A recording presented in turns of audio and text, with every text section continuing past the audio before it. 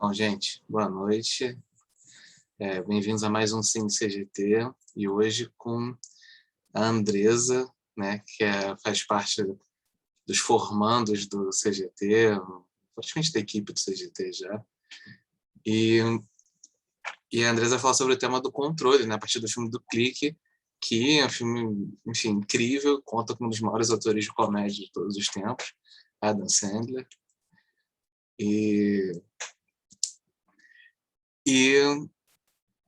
Eu queria só introduzir, dizer que estou muito feliz que a Andresa está aqui, que ela topou o convite. E eu estou ansioso para ver o que a Andresa vai trazer para o debate, que é um filme que eu gosto muito, acho incrível esse filme. Obrigada, Pedro. Esse é um dos filmes queridinhos, assim. Eu gosto muito dele e a maioria das pessoas que eu perguntava se já tinha assistido, já assistiu. Então, é uma coisa que a gente já está um pouco mais familiarizada. Mas, se vocês não lembrarem, ou se vocês tiverem visto há muito tempo atrás, eu trouxe até algumas cenas para a gente lembrar junto. Vou compartilhar a tela para a gente começar. Primeira coisa, sejam bem-vindos, todos que estão aqui nesse friozinho. A ideia é que não dure mais do que as 9, mas a gente vai seguir o ritmo de vocês. Se vocês tiverem alguma coisa para trazer, se vocês quiserem interagir, ou colocar alguma coisa no chat, fique à vontade. Esse filme, Clique, particularmente que eu gosto muito, na época que eu assisti, ele não tinha tanto significado como agora, depois que eu entrei para esse universo da psicologia. Porque quando eu assisti, eu era pequena, então não ficava tão claro para mim a questão do controle, como ficou agora, né? Porque eu revi para falar com vocês, e aí eu fui percebendo algumas nuances importantes da gente olhar. Porque controle é um tema que todo mundo já passou na vida. Se é que não passa todos os dias. Porque é muito difícil alguém não ter tido a vontade de controlar alguma coisa, controlar algum sentimento, controlar alguma relação. É uma coisa quase que inerente à nossa condição de ser humano, é passar pela tentativa do controle, não pelo controle em si. Então, esse é o filme. Peraí, deixa eu tentar passar aqui.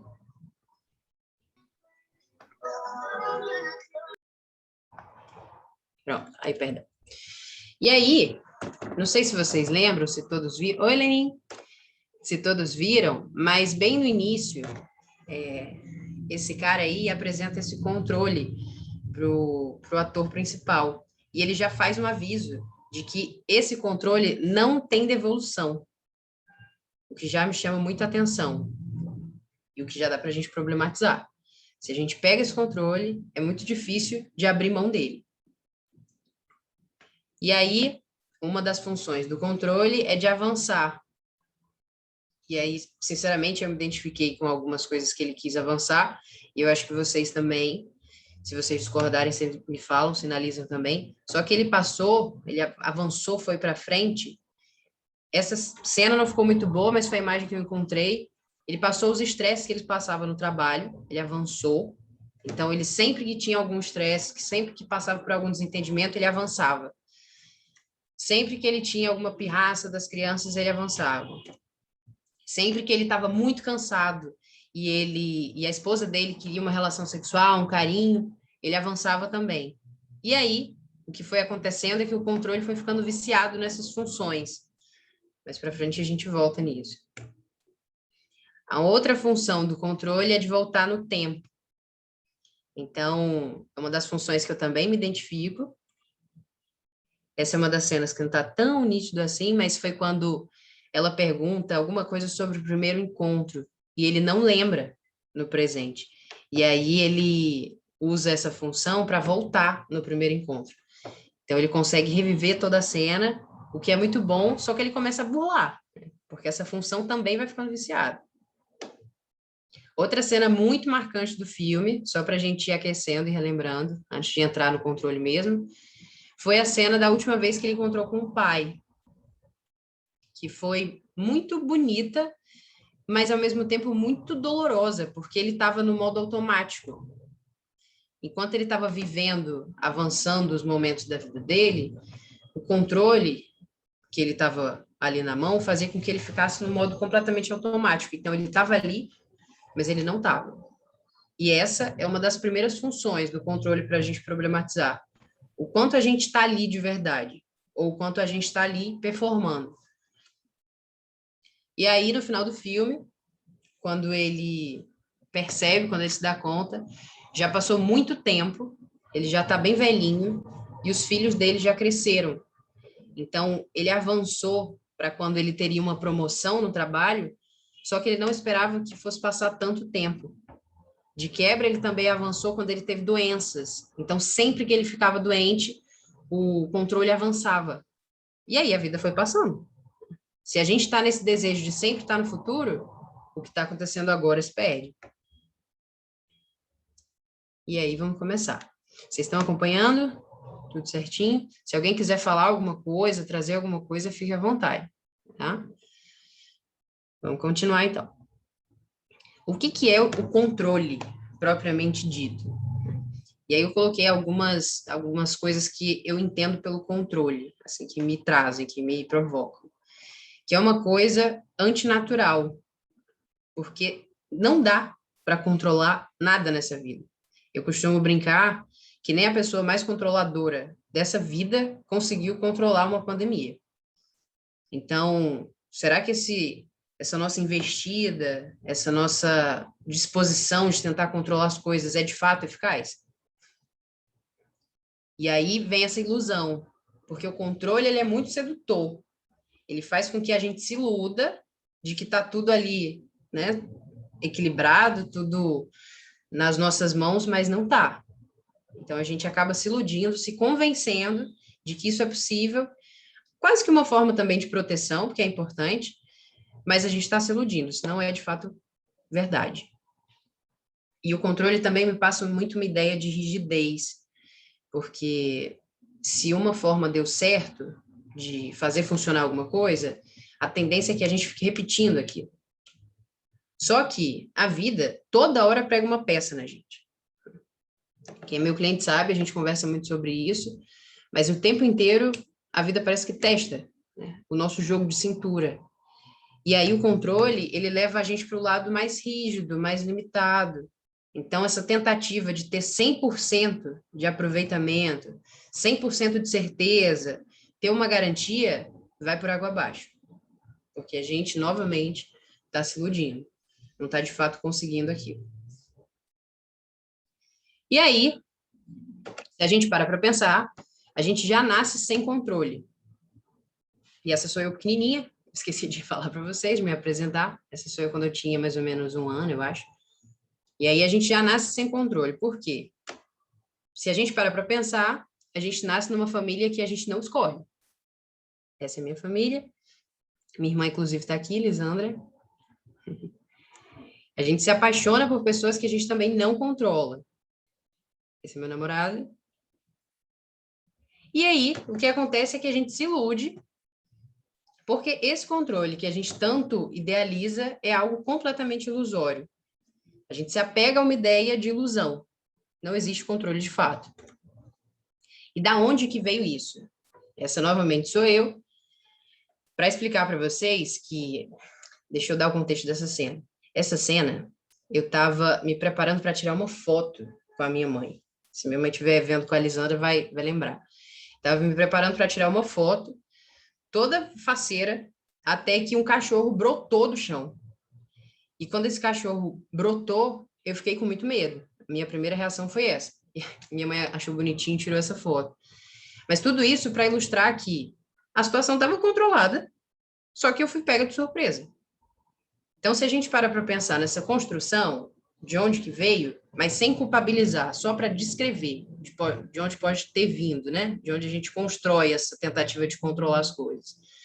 Quando a gente é criança, os nossos pais, eles prometiam algumas garantias. Vamos ver se vocês se identificam. Na volta, a gente compra. Para de chorar que vai passar a dor.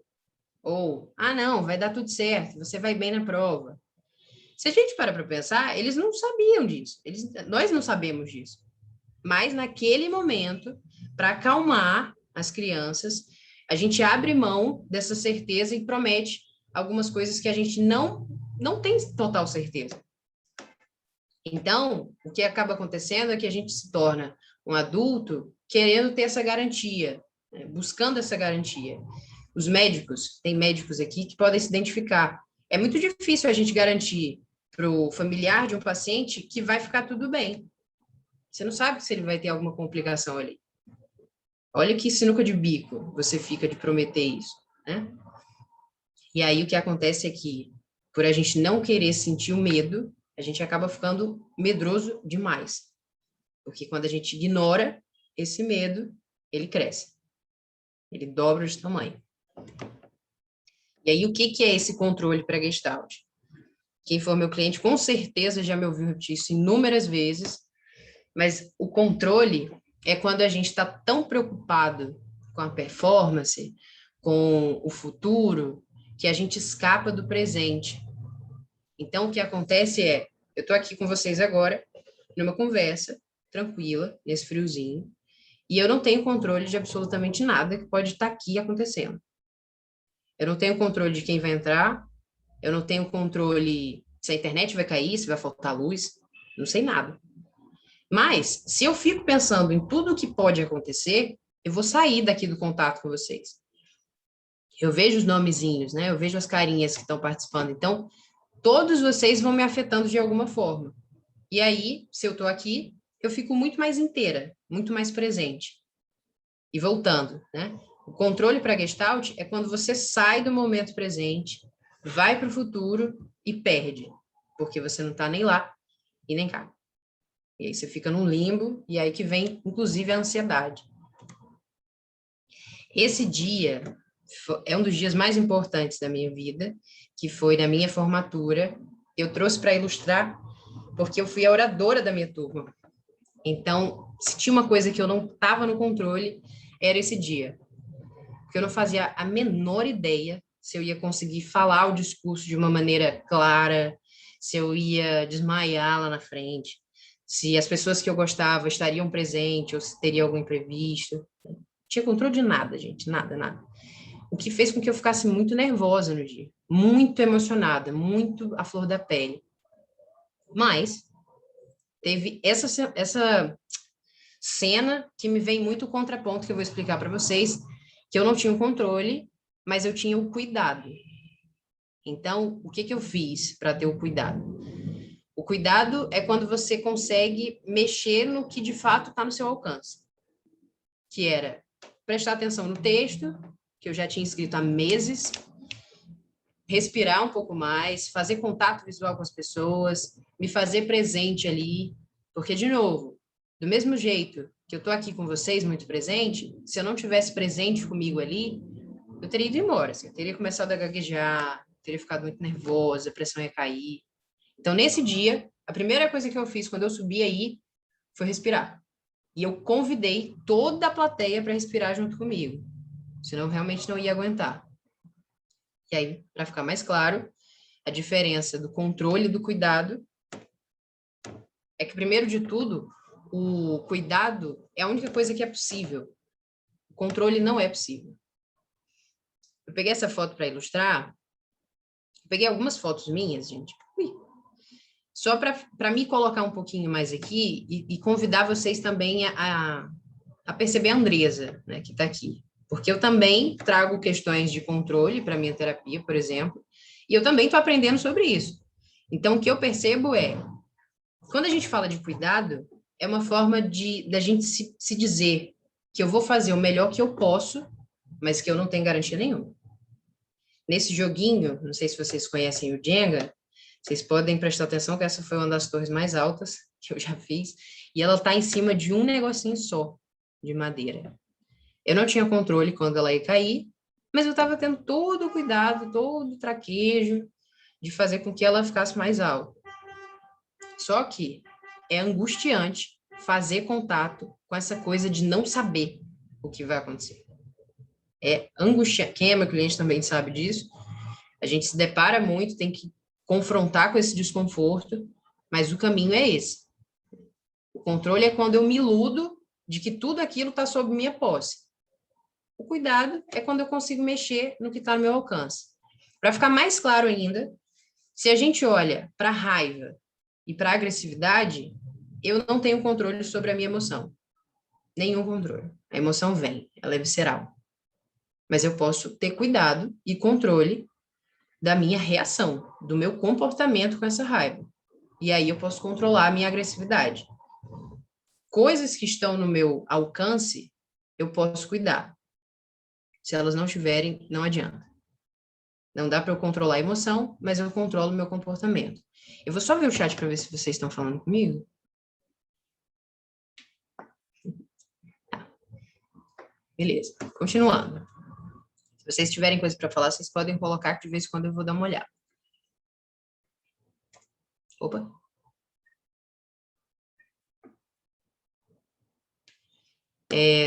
Quando a gente fala de controle, mais uma vez, a gente entra em contato muito com o medo, que ele vai vir mais para frente, inclusive. Eu vou falar sobre ele um pouco mais. Mas eu trouxe essa flor aí para ilustrar que se uma pessoa fica numa tentativa de controlar muito, milimetricamente, tudo que vai acontecer, todo o roteiro do dia, todo o roteiro da vida, ela acaba controlando o que pode ser ruim, mas também o que pode ser bom. Essa flor foi quando eu estava completando um mês de namoro. E aí, o meu namorado apareceu no meu trabalho, sem me avisar, sem qualquer justificativa, sem qualquer controle meu ali. E foi uma surpresa muito gostosa, que me remete muito a essa coisa do não tenho controle, mas posso me surpreender com as coisas boas que isso me traz. E lógico que eu vou explicar para vocês que a ideia da gente aqui não é eu propagar a ideia de vamos viver sem controle. Não é isso. Até porque seria desesperador a gente não ter o mínimo de noção do que vai acontecer. Então, a gente precisa, de fato, de um contorno. O que eu estou falando aqui é, não dá para controlar a reação do outro, o sentimento do outro e o que eu sinto ali também quando está muito visceral. Quando a gente tenta se colocar nessa coisa mais assim, né, mais visão em túnel, mais limitada, a gente está matando o nosso potencial criativo, porque a gente está escapando de qualquer erro que possa acontecer no caminho. E aí, o que sobra? Uma vida muito metódica, uma vida muito controlada, muito sem cor.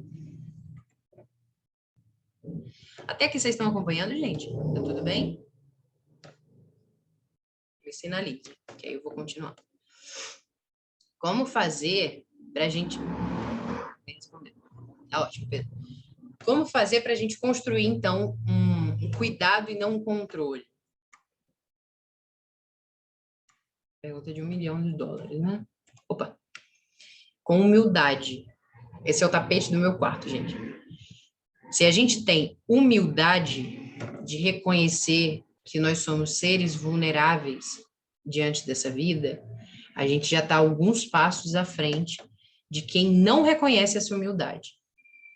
Porque se a gente tem essa humildade, a gente faz contato com o medo. E quando a gente faz o contato com esse medo, a gente percebe que esse medo está ali para proteger, ele está ali para cuidar. Se eu não tenho medo, eu vou pegar uma moto num dia de chuva, de madrugada, e vou sair atravessando a rua a 100 km por hora. Tem muitas pessoas, né, não só clientes, mas muitas pessoas têm essa vontade de não ter medo. Não queria acabar com medo. Mas isso é acabar com o cuidado. Isso é acabar com a vida. Porque se a gente está em contato com o nosso medo, a gente está em contato com a nossa proteção, com a nossa preservação também. Se eu sinto medo, eu preciso ter respeito a isso. Vamos olhar para esse medo. O que está me assustando? E aí, quando eu sustento o medo, que é algo muito desafiador, né? Sustentar esse medo, fazer contato com esse desconforto, não é algo tão gostoso, mas eu acho que é algo necessário, porque senão o que a gente está fazendo é pular etapas, é querendo resolver um problema que você nem sabe como é que está se apresentando. Você está querendo resposta para uma pergunta que nem está formulada direito.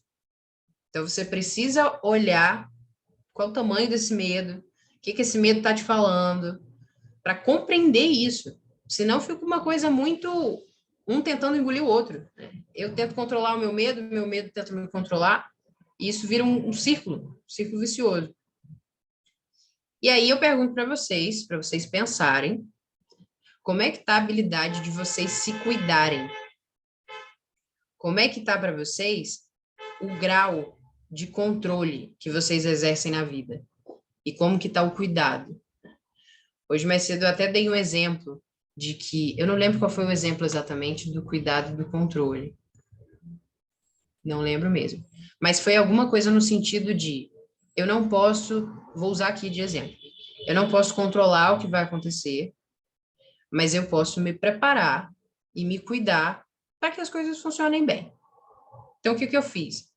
Eu preparei a apresentação, eu revi o filme, né? Eu fui entrando em contato com o tema, eu fui escrevendo sobre ele, eu fui conversando com as pessoas, e aí foi ficando mais claro para mim.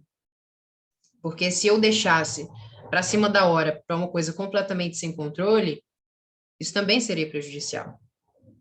Então, controle de mais e controle de menos prejudica. Ser adulto é o tempo inteiro a gente buscar o caminho do meio. É um exercício mesmo. Se a gente não olha para os nossos medos, a grande chance é que eles batam na nossa porta.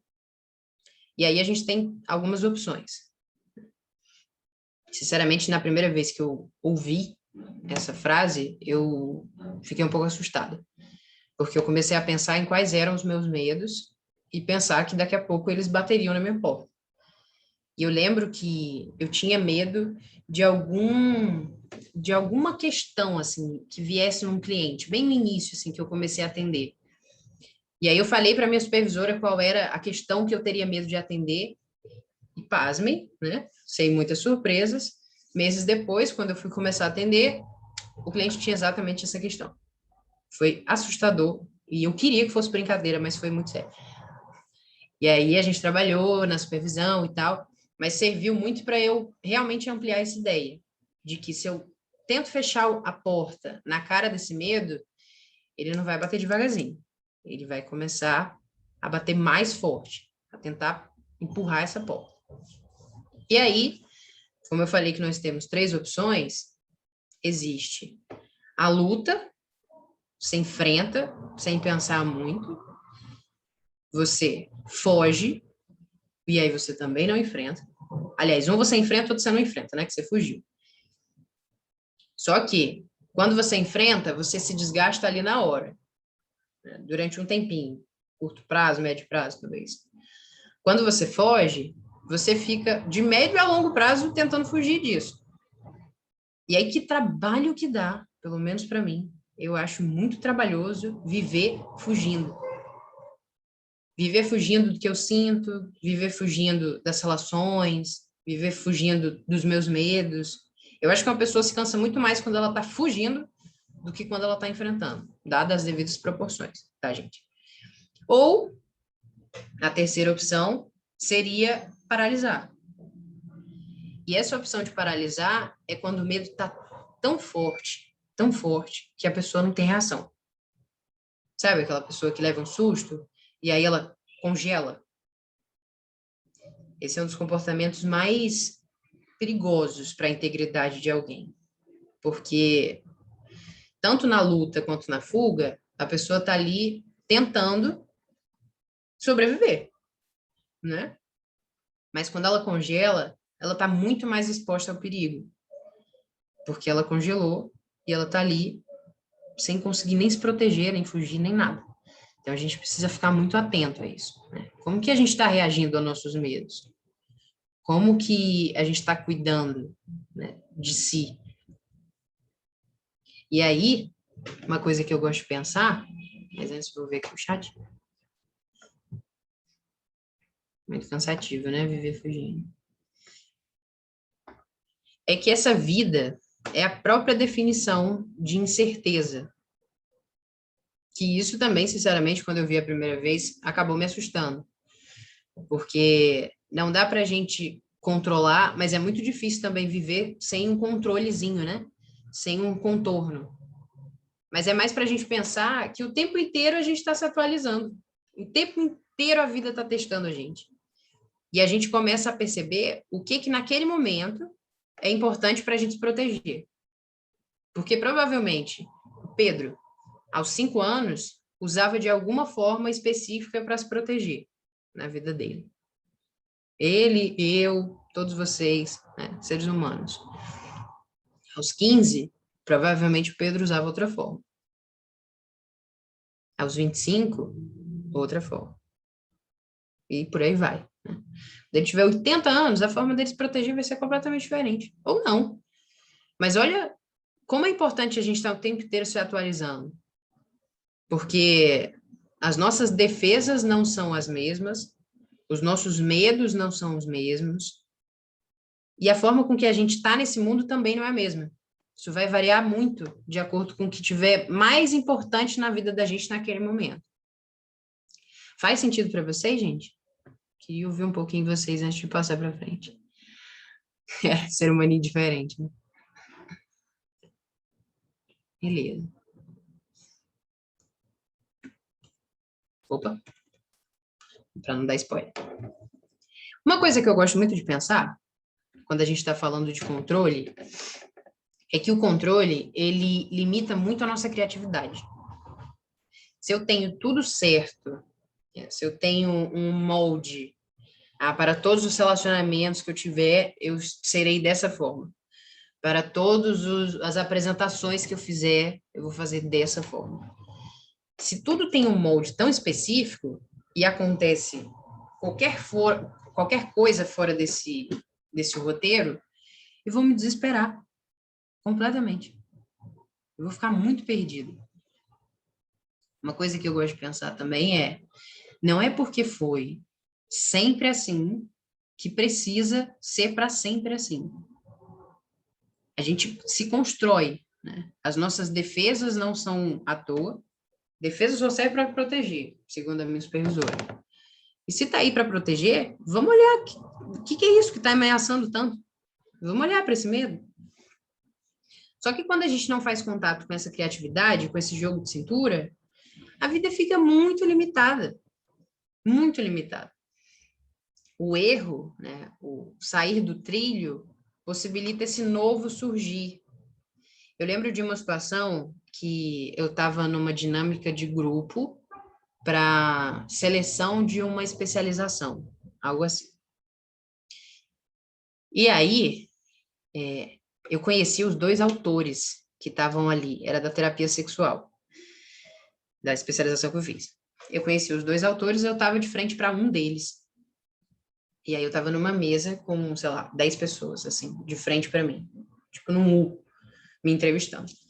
E aí, vocês imaginam a situação que um pouco desconfortável, né, e um pouco difícil de controlar, porque eu não sabia do que vinha pela frente. E aí eu tive uma reação muito genuína de parabenizar o autor do livro que eu estava ali conhecendo. Só que eu coloquei muito mais mérito no livro na outra autora, que não estava presente. E quando eu fiz isso, o autor chegou para mim e falou: Andresa, você não acha estranho você ter toda essa admiração, né, por essa pessoa que criou? Porque eu falei: nossa, eu tenho muita admiração por essa pessoa que criou a terapia sexual. Foi uma coisa muito inovadora, né? Porque tinha só a terapia cognitiva comportamental e essa pessoa criou a sexual. Poxa, muita admiração por ela. Eu não me referi a ele, porque eu achei que ele não tivesse criado. E aí, quando ele me pergunta o seguinte: Andresa, você não acha estranho ela ter criado e ela não estar aqui nessa seleção tão importante? E aí eu me dei conta de que ela não estava ali na sala mesmo. E eu comecei a ficar, caraca, acho que minha vaga babou, né? Só que naquele momento, eu estou trazendo isso porque naquele momento foi o maior jogo de cintura que eu já tive durante a minha vida, talvez. Um dos maiores. Porque eu virei para ele e constatando que ela não tinha criado a terapia sexual, e sim ele, né, ele era o autor principal, e eu falei para ele o seguinte, sem pensar muito: Fulano, não tem o menor problema, toda a admiração que eu sentia por ela, eu transfiro agora para você. Minha admiração é toda sua. E aí fui lá cumprimentar, virou uma diversão. Só que todo mundo ficou muito surpreso com esse jogo de cintura, que na época não estava nada combinado, mas se eu não tivesse esse potencial criativo para lidar com essas surpresas da vida, eu tinha paralisado completamente ali. Isso é uma certeza. E aí eu teria congelado, ou teria, sei lá, saído muito pior. E deu certo, assim, consegui a vaga. Fiz a especialização direitinho, mas ficou de grande lição. Que dar errado faz parte do percurso. Então, às vezes, a gente tenta anular os erros, tenta não entrar em contato com esses erros, mas não faz o devido, não traz esse devido valor ao erro. Todo mundo está aqui porque erra todo santo dia. Todo mundo. Né? Eu errava muito até aprender a mexer no Zoom, ainda erro, mas antes da gente aprender a andar, a gente se arrastou. Antes da gente aprender a se relacionar com as pessoas, a gente balbuciava, não conseguia falar direito. Então, o tempo inteiro, a gente erra, tenta aprender. Erra de novo e tenta aprender. E a vida é isso. Esses dias eu falei para uma cliente que estabilidade não é sinônimo de vida. Estabilidade é sinônimo de morte. A vida da gente não é estável. Aliás, what the fuck? Mas a vida da gente não é estável. A gente está em constante instabilidade. Só mostra lá naquele aparelhinho do coração que a gente está vivo, enquanto está para cima e para baixo. Então, como esse erro que a gente tenta ignorar, né, como um choro que aparece numa sessão que a gente tenta fugir, como tudo que sai do nosso controle, também tem um valor, também tem um significado. E como faz toda a diferença quando a gente está disposto a compreender, a acolher, e não a tentar se livrar dessa parte. Me falem se vai fazendo sentido para vocês. Continuando. Opa, estamos pertinho. E aí eu trouxe uma frase desse livro aqui, eu não sei se vocês conhecem. Eu não sei se vocês também estão me vendo, né? Deixa eu me colocar aqui para me ver se está aparecendo. Mas é desse livro aqui, ó. Talvez você deva conversar com alguém.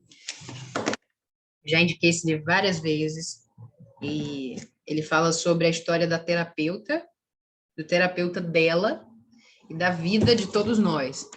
E uma passagem do livro que me chamou muita atenção, que eu achei que tivesse a ver com esse encontro, foi de justamente da gente... Vou ler para vocês. Se a gente passar o presente tentando consertar o passado ou controlar o futuro, a gente vai ficar empacado no lugar, num lamento perpétuo.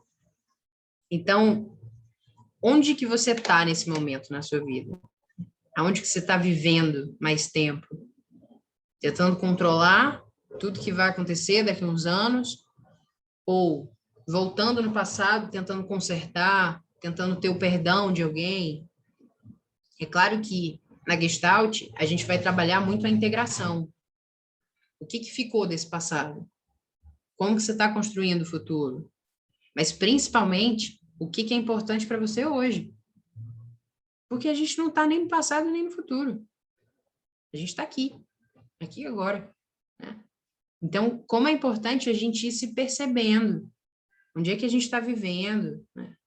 Onde é que a gente está passando mais tempo? Porque o cara do clique, trazendo o filme de volta, ele passou tanto, ele avançou tanto as fases da vida dele, e as fases ruins, que ele tinha um desentendimento, mas também as fases boas, que aconteciam no meio do caminho, que quando ele viu, ele já estava muito velhinho, já estava doente. E aí? Qual foi a qualidade de vida dele, né?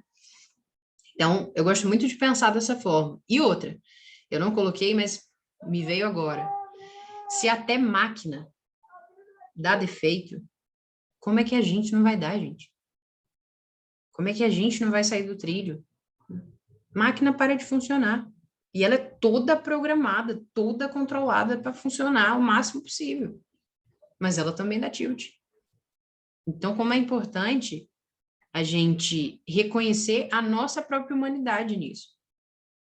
Por isso que eu falei de perceber a nossa vulnerabilidade, dessa humildade. Porque enquanto eu estou numa tentativa de segurar tudo, dar conta de tudo, não errar, não fraquejar, eu estou me coisificando. Eu não estou me fazendo humana. E é uma coisa trabalhosa, né, de compreender, de exercitar, mas, de novo, é algo muito necessário. A gente está nesse movimento. Eu gosto até de pensar também que o terapeuta, ele empresta um pouco do olhar dele, assim, para o cliente. Pelo menos é o que eu experimento na minha terapia pessoal. Assim, às vezes eu consigo enxergar algumas coisas, eu consigo compreender e tal, mas eu ainda preciso do empréstimo do olhar da minha terapeuta. Para me trazer um ponto de vista diferente, ou às vezes até para reforçar que eu estava enxergando direito, né? Que fazia sentido aquilo que eu estava vendo, né? Essa sou eu de novo, eu não sei, não falei para vocês, né? Mas sou eu estava correndo, eu sempre vivia tirando foto, eu estava correndo, brincando com a minha mãe, sem muito controle, sem muita noção que a vida adulta tem tanto essa tentativa da gente controlar as coisas. E aí eu queria ouvir um pouquinho de vocês me colocarem que a gente está indo para o finalzinho. Queria saber o que ficou, o que vocês estão absorvendo, se alguma coisa fez sentido ou incomodou. Coloquem no chat para a gente conversar, se vocês não quiserem falar. Vou dar um tempinho.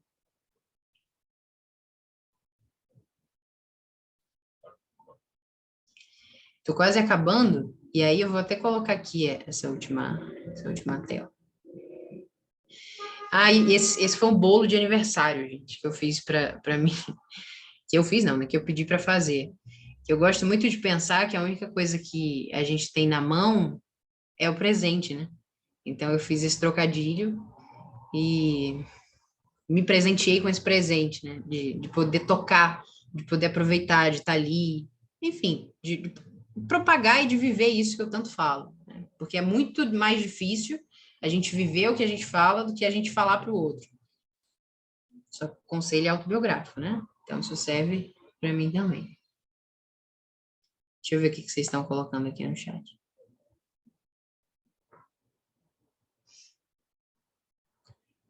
Difícil a gente internalizar, com certeza, Isadora. É um exercício constante. E a Lisana colocou que aquela frase sobre estabilidade dos batimentos cardíacos faz total sentido. Sim, com certeza. Vou tirar aqui esse compartilhamento de tela. Não vou alugar tanto vocês nesse friozinho, vocês irem descansar também, mas queria saber se alguém tem mais alguma coisa para trazer. Pedro? Vocês estão quietinhos, né, gente? Fala aí, Pedro. Não, eu acho que é isso mesmo. Eu acho que uma coisa que você falou, que eu acho muito importante, é que, de uma certa forma, a criatividade é um pouco inimiga do controle, né? Mas imagina se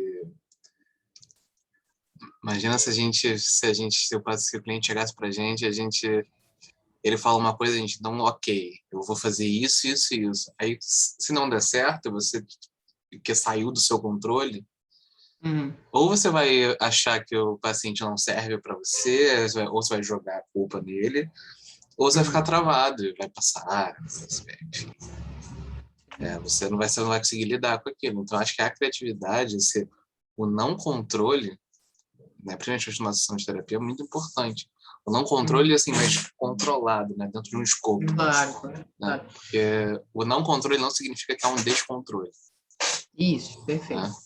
Então, acho que Porque isso tira do contato, né, Pedro? Eu gosto muito de pensar isso que você falou, e até já falei isso com alguns clientes também, que se eu estou tão preocupado com a minha performance ali, se eu estou preocupada de fulano vai me falar uma coisa, eu preciso responder, o que eu vou responder? O que ele vai sentir? E eu, né? Eu vou fugir completamente dessa relação. Então, se eu estou ali num ambiente controlado, mas não tão inimigo assim da criatividade, ok, faz parte. Eu gosto de pensar assim também. E aí, gente, mais alguém? Lídia. Lisandra, que Tem um barulhinho aí, Pedro. Fala. O que você fala? A gente está no finalzinho, gente. Mas como eu não quero que seja uma verdade absoluta para vocês, por isso que eu estou convidando vocês a trazer alguma coisa, tá? Se ninguém tiver mais nada, a gente fecha por hoje. Mas fico à disposição de vocês me mandarem qualquer coisa, de vocês falarem comigo. Acho que a grande maioria aqui já me conhece. Então, qualquer coisa, vocês podem entrar em contato. E muito obrigada, Isana. E obrigada pela presença de vocês, Thaís, Janine, Amanda. Eu acho que tem alguns clientes que estão mais quietinhos porque tem medo da gente se expor, né? Não se preocupem que eu não vou falar nada de vocês, não. Priscila, Isadora. Fiquei muito feliz com a presença de vocês. Viu? O que você acha, Pedro? Fechando? Priscila. Calma aí, deixa eu ler. Sua fala tem todo o sentido, pois muitas vezes estamos tão acostumados a ouvir: você precisa ser melhor, você precisa dar tudo de si, enfim. Às vezes dar tudo de si não quer dizer que é ser perfeito, mas sim dar o melhor de si naquele momento. Vejo que a ansiedade é uma forma da gente querer antecipar essa perfeição, mas acabando por esquecer de apenas ser ali naquele presente. Claro, foi claro assim, com certeza. E dar conta de tudo. E aí volta essa coisa da máquina, né? Porque nem a máquina às vezes dá conta de tudo. É inumano a gente dar conta de tudo. É tipo, tem uma frase que eu gosto muito, que é: todo excesso esconde uma falta. Se tá todo mundo ao seu redor muito feliz, muito contente, muito agradado com o que você faz, provavelmente a pessoa que está desconfortável